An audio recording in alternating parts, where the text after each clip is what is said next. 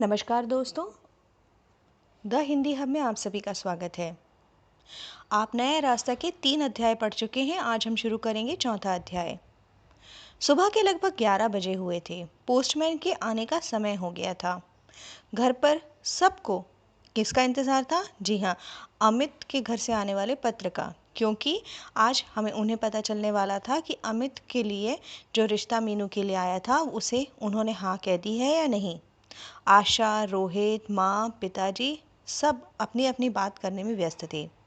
व्यस्त मतलब बिजी थे। माताजी को इस बात का शक था कि शायद उन्हें रिश्ता मंजूर नहीं।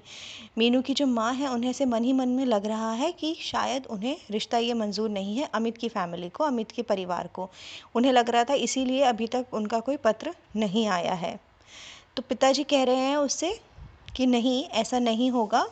पहले अमित के लोग आपस में बात करेंगे, अमित के परिवार वाले सब आपस से बात करेंगे, फिर पत्र लिखेंगे, फिर डाक में भी तो गड़बड़ हो सकती है। डाक यानी कि जब हम लेटर पोस्ट करते हैं तब वहाँ पर भी कुछ गड़बड़ हो सकती है, इसलिए अभी तक हमें वहाँ से पत्र नहीं मिला है। मीनू अपने कमरे में बैठी है और सबकी बातें सुन रही है। हृदय की धड़कन तीव्र होती जा रही है। हृदय यानी हार्ट, उसकी जो धड़कन है, हार्ट बीट है, वो तीव्र यानी तेज़ बढ़ रही है। उसे अतीत की स्मृति हो आई। अतीत की स्मृति, फिर से देखिए ये शब्द दोबारा आया है। अतीत यानी कि पुरानी, स्मृति यानी यादें। उसे पुरानी बातें याद आने लगी हैं।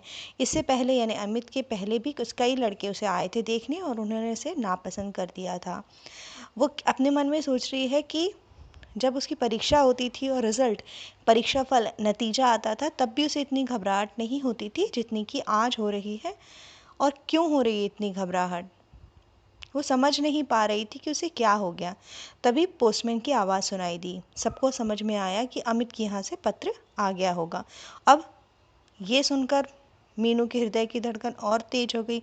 पढ़ाई में तो वो बहुत ही होशियार थी, बहुत, हमेशा प्रथम श्रेणी में पास होती थी और प्रथम आती भी थी। बस यही एक परीक्षा थी कि जब उसके मन में अंतर्द्वंद चल रहा था कि इस परीक्षा में वो पास हो पाएगी या नहीं।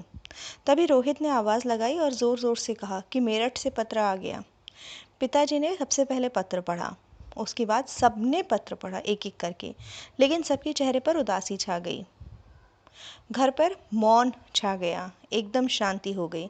मीनू को लगा कि ठीक है, लड़के वालों ने लगता है मुझे नापसंद कर दिया, और इस बात से उसका दिल रो पड़ा।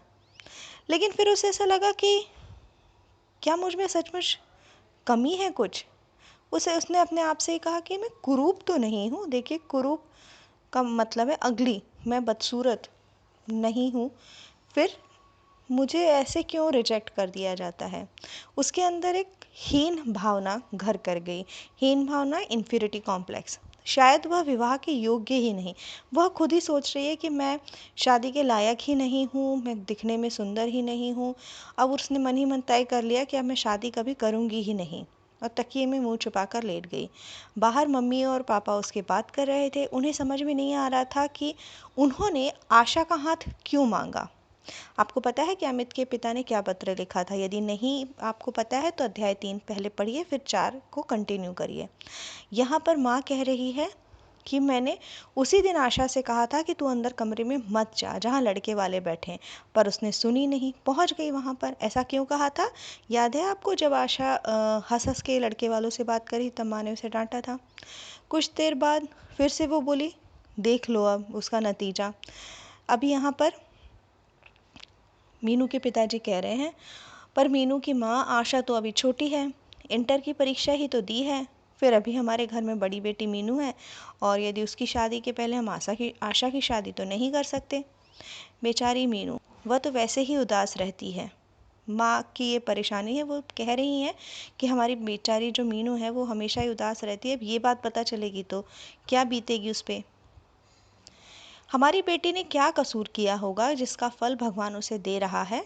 पढ़ी लिखी है, एमए पास है, हमेशा प्रथम श्रेणी में पास हुई है। जहाँ तक खूबसूरती की बात है, सुंदर नहीं है लेकिन अच्छी तो दिखती है, ऐसा पिताजी ने कहा। देखिए कोटेशन में है ये सेंटेंसेस, हमेशा याद रखिए किसने कहे। ये किसने कहे हैं? दयाराम जी ने, यानी कि मीनू के पिताजी ने। कब कहे हैं? जब अमित के घर से पत्र आ जाता है तब। ये सब बातें मीनू अंदर बैठकर सुन रही थी। उसने साहस इकट्ठा किया, एकत्र यानी इकट्ठा किया, और पलंग से उठकर खड़ी हो गई। उसने दिल ही दिल में अब निर्णय कर लिया था कि अब वो शादी करेगी ही नहीं। उसके हृदय में अंतर्द्वंद चल रहा था कि वह जो निर्णय ले रही है वह उचित है कि नहीं। अंत में उसने उस निर्णय को सही समझा और कमरे से बाहर आ गई। उसने माताजी पिताजी के उदास चेहरों को देखा। उसकी आंखें दुख से बोझिल हो गई। वह उनके दुख को समझ रही थी और उसे लग रहा था मैं कितनी अभागन है वो कि उसकी वजह से उसके माँ बाप दुखी हैं।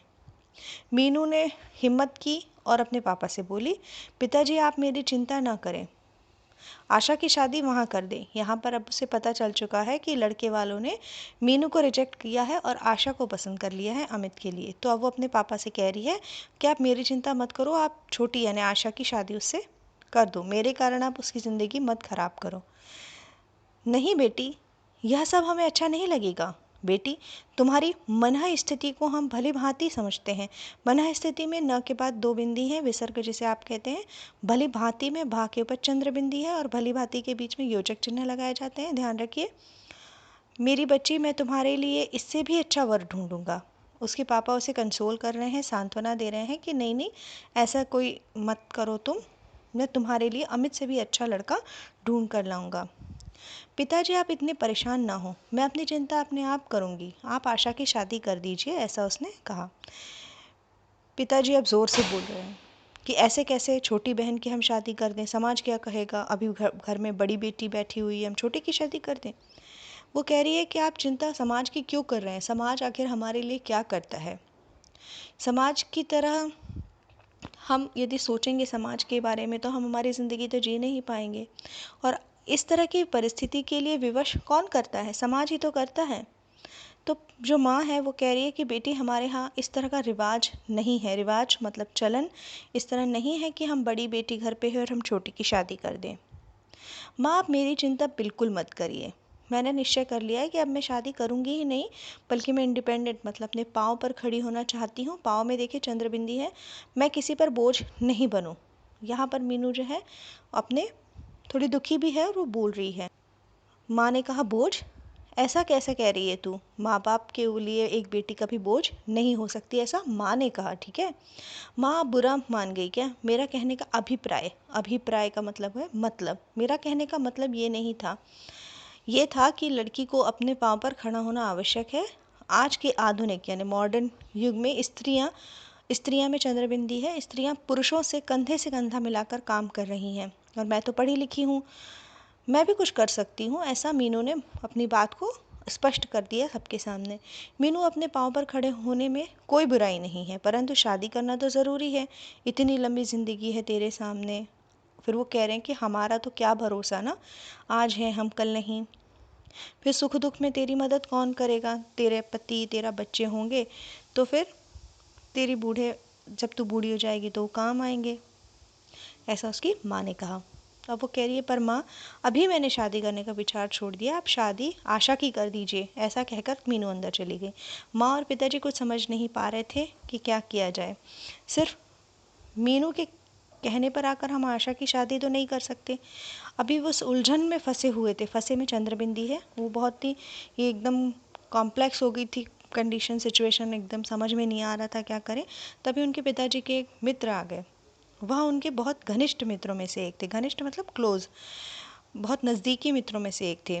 उन्होंने सारी बातें ज्ञात होने पर उन्होंने भी यही सलाह दी, उन्होंने अपने मित्र उनके जो मित्र हैं उन्होंने सलाह दी कि आप ऐसा करिए, आशा की ही शादी कर दीजिए। यह सब निर्णय लेने के बाद पिताजी ने निश्चय किया कि एक बार मेरठ अमित के पिताजी से मिलकर आते हैं। उन्होंने कहा नहीं, हम अभी ऐसा कुछ नहीं करते, हम ऐसा करते हैं मिलकर ही आते हैं।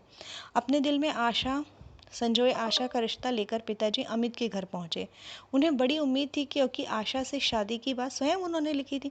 यहाँ पर अमित के माता पिता से मिलने जा रहे हैं मीनू के पिताजी। अब उन्होंने ये बात मन में ठान ली है कि ठीक है, अमित के लिए हम आशा की शादी कर देंगे।